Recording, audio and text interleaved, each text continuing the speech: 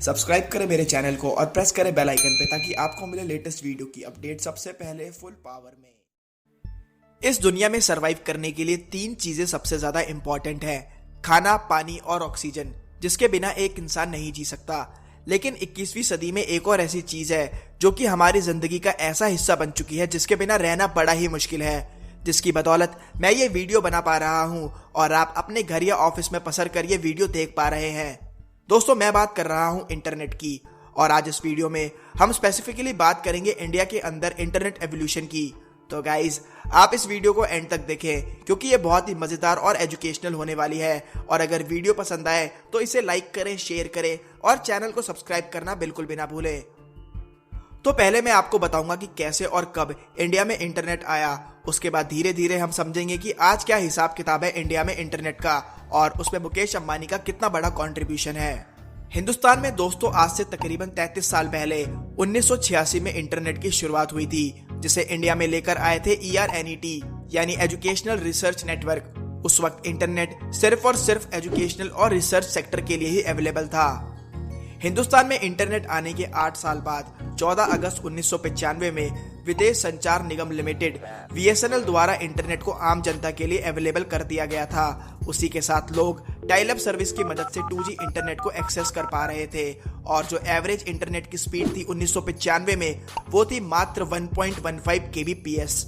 यानी दोस्तों आज के टाइम पर इस स्पीड के साथ अगर आप youtube.com लिखकर एंटर मारे और आराम से शादी ब्याह करके अपने 2 बच्चों के साथ आए तो आपको YouTube खुला हुआ मिल जाएगा।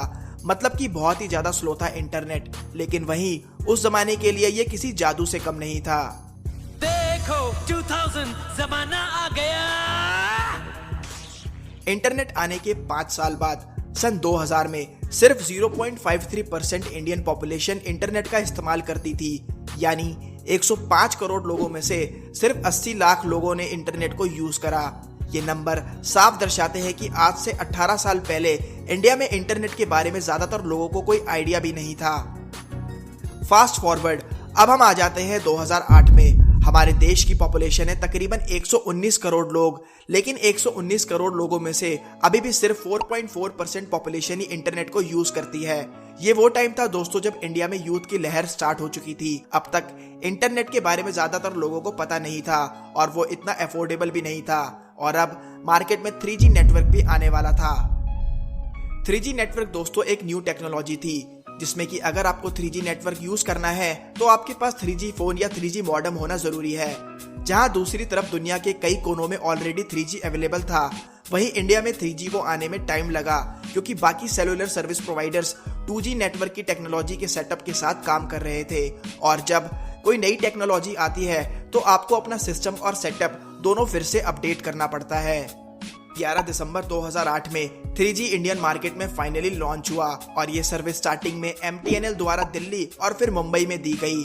उसी के साथ दिल्ली और मुंबई इंडिया के first 3G mobile service provider बन गए।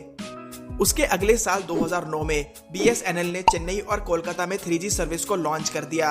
अभी तक दोस्तों इंडिया में 3G सर्विस सिर्फ गवर्नमेंट की कंपनीज ही प्रोवाइड कर रही थी, MTNL और BSNL। पर अब 2010 में स्पेक्ट्रम ऑक्शंस होने वाले थे, जिसके बाद ये टेक्नोलॉजी प्राइवेट कंपनीज को फॉरवर्ड कर दी जाएगी।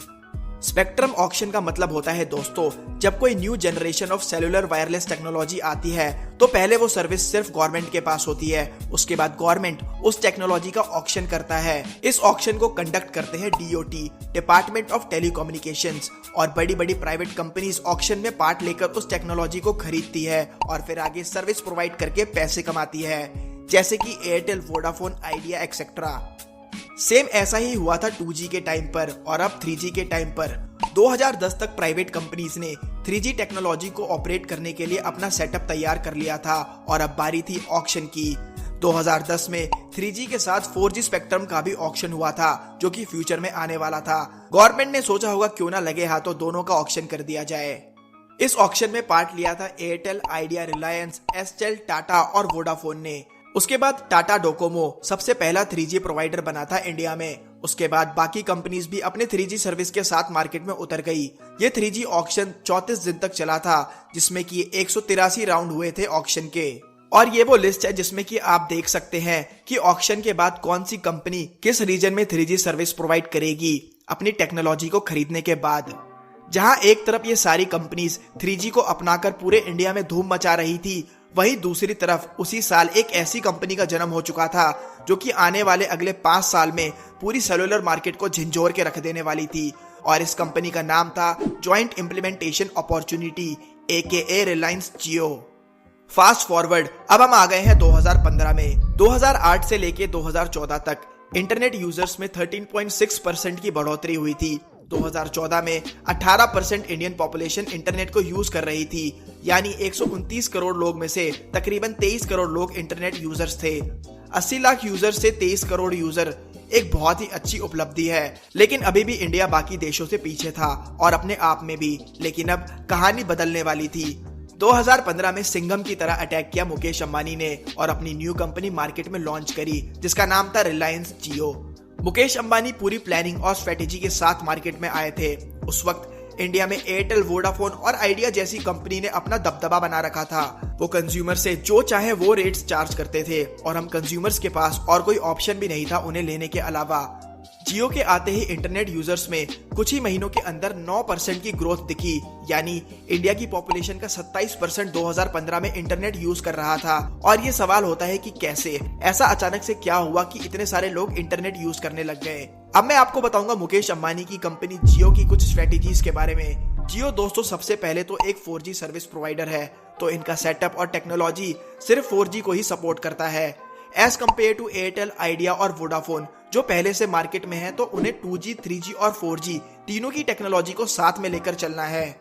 ऐसे में जियो बाकी कंपनी से हमेशा एक स्टेप आगे रहा। उसके बाद जियो ने फ्री में मार्केट में सिम बांटी, और वो भी एक नहीं 4, मतलब एक यूजर एक ही आईडी पे 4 सिम ले सकता है और वो भी फ्री ऑफ कॉस्ट।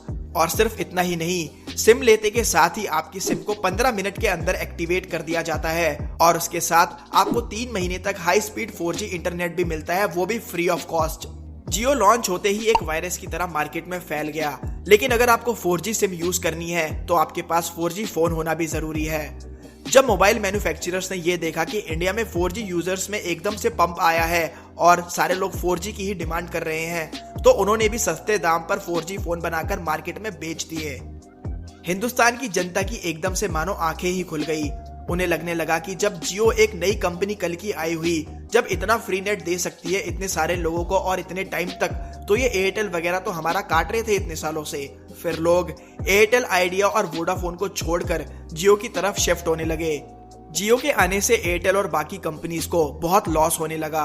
ये सारी कंपनीज तिल मिलाने लगी और आपस में एकजुट होकर ट्राई यानी telecom regulatory authority of India के पास जाकर बच्चों की तरह रोने लगी और कहने लगी कि जियो गलत कर रहा है। 2016 में एयरटेल के नेट प्रॉफिट में गिरावट दिखा। सेम यही चीज हुआ 2017 में और 2018 में एयरटेल को पहली बार पिछले 15 साल में लॉस हुआ, वो भी 652 करोड़ रुपए का। फ्री सर्विस खत्म हो जाने के बाद भी मुकेश अंबानी की कंपनी जियो ने बहुत ही सस्ते दाम पर इंटरनेट सर्विस प्रोवाइड करी। अब मैं आपको बताऊंगा दोस्तों जियो के इफेक्ट के बारे में। जियो के आने से पहले एक एवरेज इंडियन एक महीने में सिर्फ 600 MB डाटा कंज्यूम करता था, मतलब एक दिन में 20 MB के करीब। ये वो टाइम था दोस्तों जब हम व्हाट्सएप पर मैसेज भेजकर डाटा बंद कर दिया करते थे और कुछ सेकंड्स बाद दोबारा ऑन करते थे रिप्लाई को देखने के लिए। लेकिन जियो के आने के बाद आज वही कंपनीज एयरटेल, आइडिया और वोडाफोन इतना सस्ता डाटा दे रही है हम लोगों को कि आज एक यूजर की एवरेज इंटरनेट यूजेज है 11 GB पर मंथ। मतलब दोस्तों जितना डाटा एक एवरेज इंसान 1 साल और 6 महीने में यूज करता था, आज वो उसे 1 महीने में यूज करता है। और ये सिर्फ मुमकिन हो पाया है मुकेश अंबानी की जियो की वजह से। दोस्तों अप्रैल 2017 से लेकर जून 2017 तक यानी सिर्फ 3 महीने में इंडिया के लोगों ने 4.3 बिलियन GB डाटा यूज किया है। इतना डाटा तो इंडिया ने 2000 से लेकर 2014 तक नहीं किया होगा जितना उन्होंने 3 महीने में यूज कर लिया। जियो के आने के 1 साल बाद 2016 में 36.5% इंडियन पॉपुलेशन इंटरनेट यूजर थी। आज 2 साल बाद यह फिगर बढ़कर 40% से भी ऊपर पहुंच गया होगा। इंडिया आज के टाइम पर दोस्तों सेकंड लार्जेस्ट ऑनलाइन मार्केट है वर्ल्ड वाइड और साथ ही सबसे ज्यादा इंटरनेट यूज करने वाली सेकंड कंट्री है। और वो दिन दूर नहीं जब हम नंबर 1 पर पहुंच जाएंगे। और ये सिर्फ मुमकिन हो पाया है मुकेश अंबानी की कंपनी जियो की बदौलत। सो गाइस, ये थे इंटरनेट की कहानी। आई होप आपको ये वीडियो पसंद आई। अगर आपको ये वीडियो अच्छी लगी तो इसे लाइक करें, शेयर करें और अगर आप पहली बार मेरे चैनल पर आए हैं तो इसे सब्सक्राइब करना बिल्कुल भी ना भूलें। अगर आप चाहते हैं कि मैं किसी पर्टिकुलर टॉपिक पर वीडियो बनाऊं तो मुझे नीचे कमेंट सेक्शन में बताएं। तो गाइस, अब मैं आपको मिलूंगा अगले वीडियो में, तब तक के लिए गुड बाय, टेक केयर। और हाँ दोस्तों, आप सभी को नए वर्ष की हार्दिक शुभकामनाएं।